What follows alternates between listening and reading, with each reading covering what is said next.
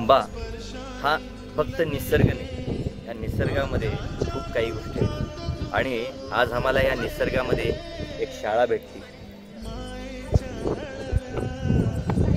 ही शाळा इतकी गुणवत्तेने भारी आहे, इतकी छान आहे की ते फक्त 8च विद्यार्थी आहेत आणि 8 विद्यार्थी हे 8,000 पेक्षा भारी।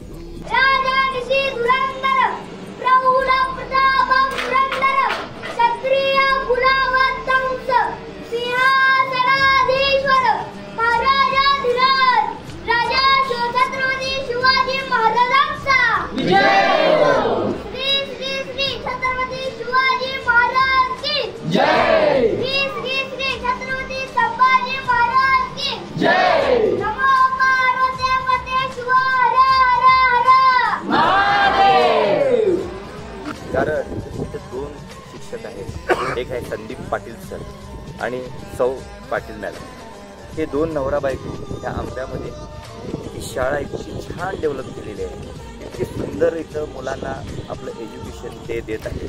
अरात्र कष्ट करून हे विद्यार्थ्यांना इतकं काही चांगलं माध्यम एज्युकेशनचं माध्यम देत आहेत। आज आपण बघूया सगळ्या गोष्टी।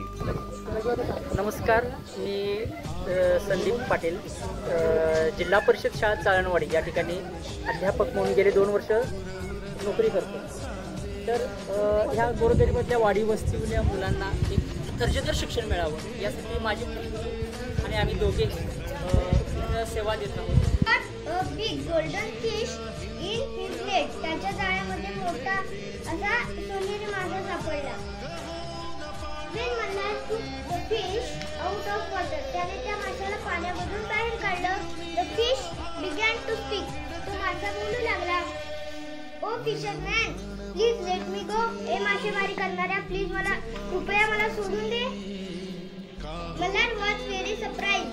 मल्हार अतिशय आश्चर्यचकित झाला की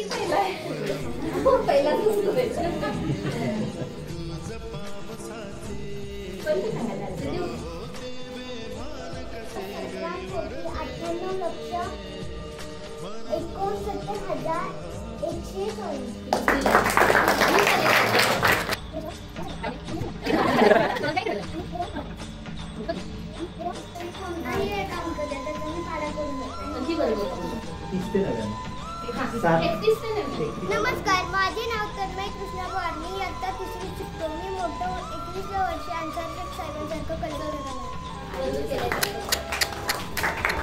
त्याचबरोबर या ठिकाणी आमच्या मुलांनी जो डेमो दिला आणि तुम्ही अतिशय उत्कृष्टपणे पद्धतीने त्याला तुम्ही ऐकला आणि त्यांना देखील तुम्ही प्रेरणा दिली, त्याबद्दल मी तुम्हाला धन्यवाद देतो. त्या विद्यार्थ्यांची काय स्किल आहे, त्या विद्यार्थ्यांची काय कला आहे आणि मला असं वाटतं की हे शिक्षक आपल्याला अशा पद्धतीने जर भेटले तर मला असं वाटतं की भारतातले प्रत्येक शाळा, प्रत्येक भारतातली येणारी पिढी एक खरोखर एक अर्थतज्ञ, एक चांगले एज्युकेशन, एक चांगले कलेक्टर, एक चांगले मंत्री आपल्याला भेटतील. हे खरोखर या नवरा बायकोंचं कौतुकच आहे आणि मला असं वाटतं की महाराष्ट्र शासन सरकार अशा शिक्षकांना, नाही सगळे शिक्षक चांगलेच आहेत, तर त्या शिक्षकामध्ये असे पण शिक्षक आहेत की ते अरात्र काम करून आपलं काम समजत नाही, आपलं कर्तव्य समजतात. अशा शिक्षकांना खरोखर मानाचा मुजरा आणि ही पिढी ते घडवत आहे. आपण त्या सगळ्या गोष्टी आपल्याला बघायचं आहे. चला आपण ही शाळा बघूया, त्या शाळेतले विचार बघूया, त्या पोरांची कॉन्फिडन्स बघूया आणि या कॉन्फिडन्समधून त्यांचे विचार आणि त्या सरांचे मॅडमांचा आपण काय करूया, विचार मांडूया. चला तर अशी शाळा बघण्याचं फिनिक्स इन्फोटेकला एक भाग्य मिळालं आणि या भाग्याचा आम्ही आज प्रत्येकजण काहीतरी टेकअवे घेत आहोत आणि ह्या टेकअवेमधनं आम्ही आमची पिढी अशाच पद्धतीने आम्ही घडवू शकतो का, हे पण आम्ही आता बघणार.